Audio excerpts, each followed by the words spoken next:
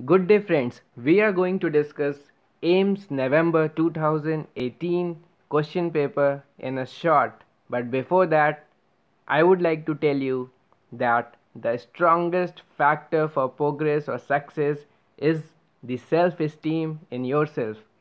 Believing that you can do it, believing you deserve it, and believing that you are going to get this. You have this power within yourself to make any damn thing possible. You must diminish any doubt inside yourself and ignite the self belief in yourself. So, before proceeding towards AIM, the strategy for AIMS, one of them is solving its last year's question paper, because it is one of the exam where the last year question paper forms two important stuff to be studied and not to be missed before you attempt your AIIMS examination. So my goal is just to remind you that you need to solve your AIIMS previous year's examination paper with full focus. Okay, so very fast we'll be going through the some questions basically from anatomy of the AIIMS November 2018. Now, which of the following nerve is not involved in olfaction? Trigeminal, glossopharyngeal, vagus, or hypoglossal? So, among this, the hypoglossal is only motor. Okay, only motor nerve, means it doesn't have any sensory supply, while we are talking about olfaction, which is a sensory thing. Okay, so hypoglossal is a motor nerve which is involved basically in movement of tongue muscle, swallowing and speech. It innervates all the muscle of the tongue except palatoglossal, which is innervated by vagus. Moving to the another question, left posterior second intercostal vein drain in two. So the answer here is left brachiocephalic vein.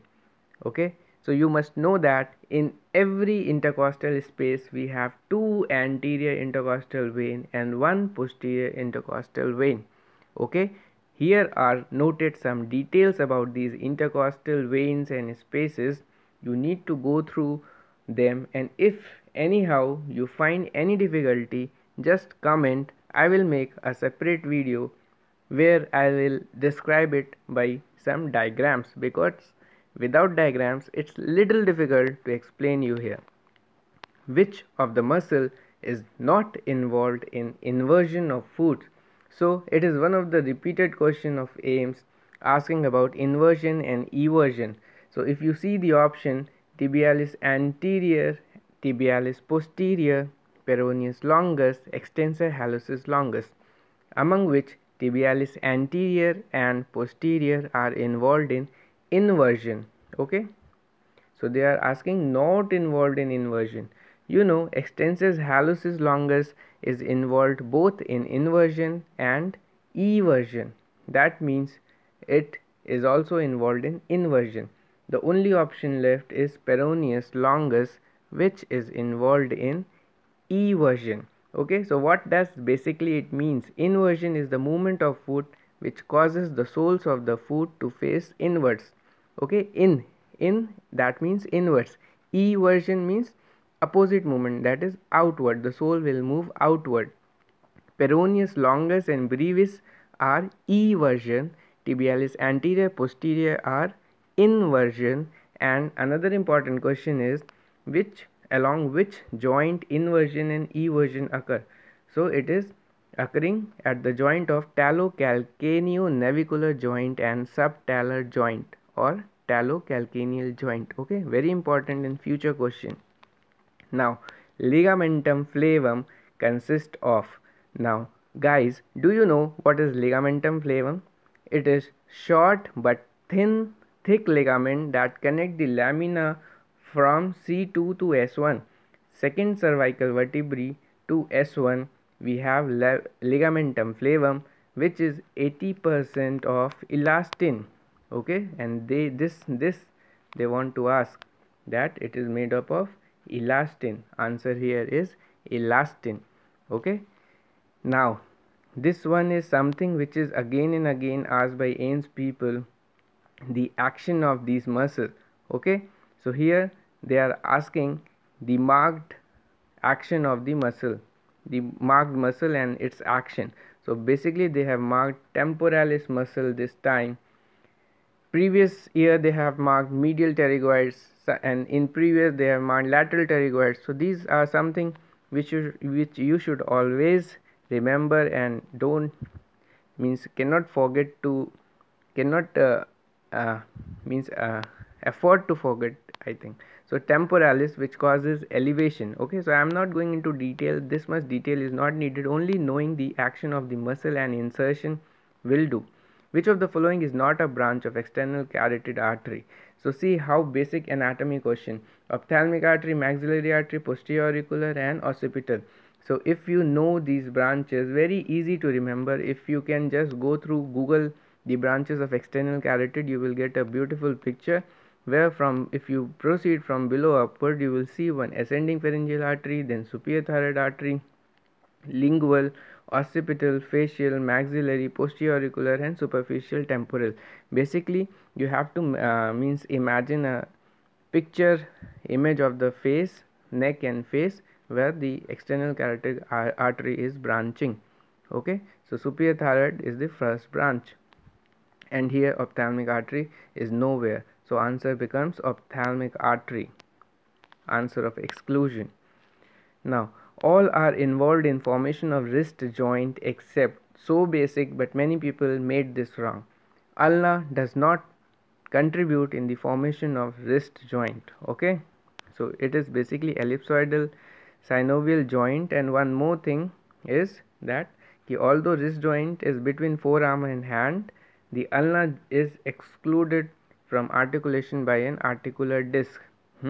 Also one bone called pisiform does not participate in articulation because it acts primarily as sesamoid bone that increase the leverage of the flexor carpi ulnaris and lies in the plane anterior to the carpal bone. Now this one is very basic but very important, the level of cervical neck lymph nodes. So correct pairing they are asking. So you can see the level 6 belongs to hyoid to clavicle. Okay, so level 6 has been mentioned correctly. Now you should know all the levels. I will just tell you in brief. 1A is submental, 1B is submandibular, 2A is upper jugular, middle jugular, lower jugular. These one are the jugulodigastric group of lymph nodes.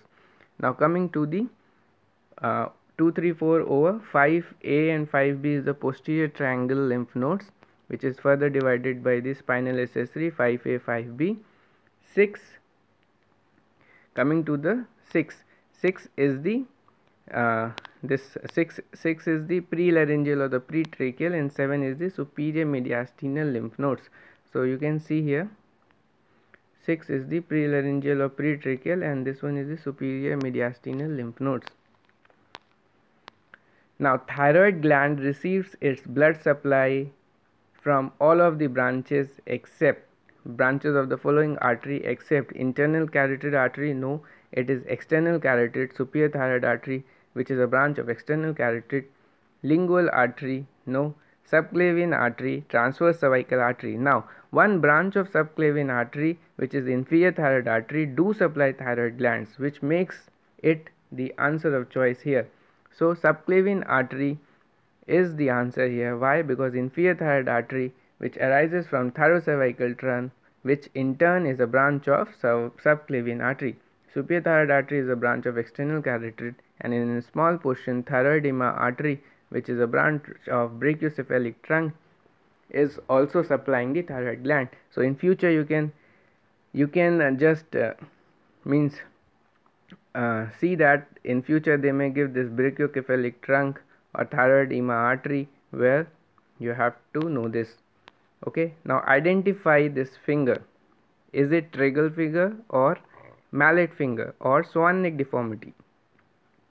So what you are seeing here, you should be clear with the image of everyone. here you are getting it as mallet finger. Why?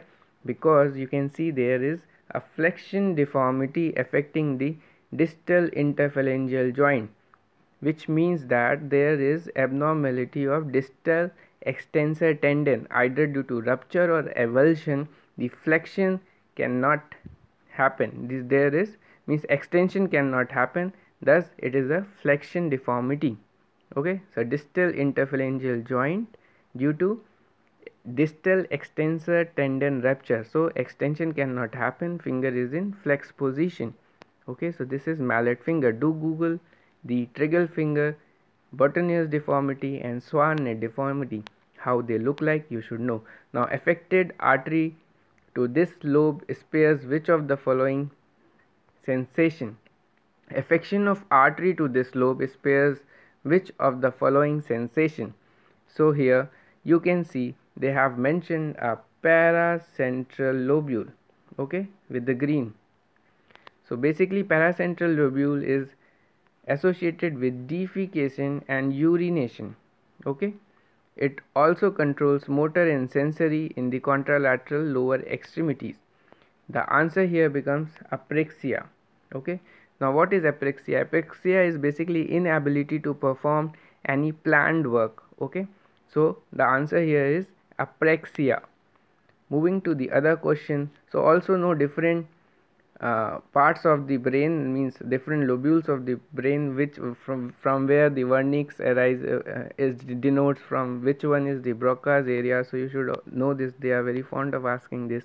Syphilis patient walks with closed eye, stamps hard on the ground, which of the following tract is affected? So basically they are asking you about rhombus test, which measures the or which tests the posterior column tract. Okay, so rhombus test is demonstrate the effect of posterior column tract, and here posterior column is affected, causing Tapes dorsalis neurosyphilis. Now identify the marked nerve in the given diagram. This makes you learn that how important the cranial nerves and the different fossa in the skull base are. So do Google the image, know which one is foramen ovale, which one is all the foramens, all the nerves which exists and enters through the skull base. So here they have denoted oculomotor nerve. Okay, so just seeing the picture, going through them will do, and I think this much is sufficient for this session.